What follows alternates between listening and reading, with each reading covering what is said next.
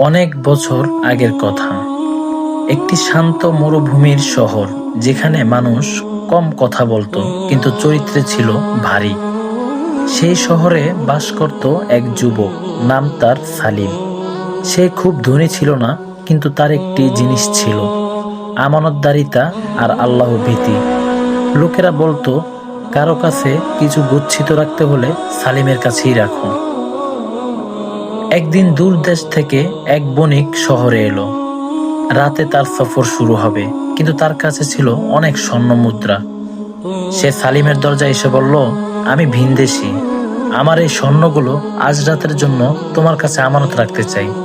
সালিম বলল, ভাই, আমানত রাখা তো বড় দায়িত্ব। বণিক বলল, আমি জানি, তাই তো তোমার কাছেই এসেছি। সালিম স্বর্ণগুলো নিল, তারপর চোখ তুলে বলল, হে আল্লাহ, তুমি সাক্ষী থাকো। সেই রাতে সালিমের ঘরে আলো জ্বলছিল, স্বর্ণ মুদ্রাগুলো সামনে রাখা। হঠাৎ তার মনে চিন্তা এলো, আমি গরিব, এই স্বর্ণ থাকলে আমার সব কষ্ট শেষ হয়ে যাবে, কেউ তো জানবেও না। কিন্তু সঙ্গে সঙ্গে তার হৃদয় কেঁপে উঠল।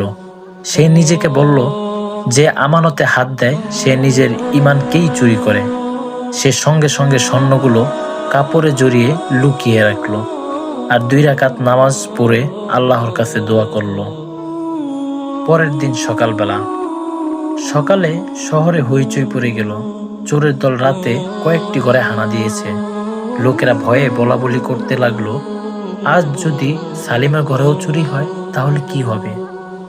কিছু লোক এসে সালিমকে জিজ্ঞেস করলো, তোমার কাছে তো অনেক স্বর্ণ ছিল, ঠিক আছে তো? সালিম শান্তভাবে বলল, আমানত আল্লাহ তাআলার হেফাজতে থাকে।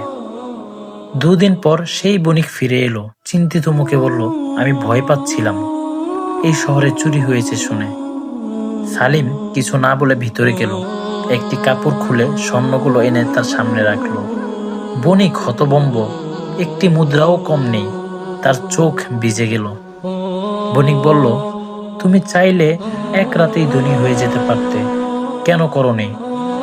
সালিম বলল, কারণ এই স্বর্ণ আমার নয়, আর যা আমার নয় তাতে বরকত নেই। বণিক বলল, আজ আমি বুঝলাম, আল্লাহর এখনো এই দুনিয়ায় সত্যবাদী মানুষ রেখে দিয়েছেন।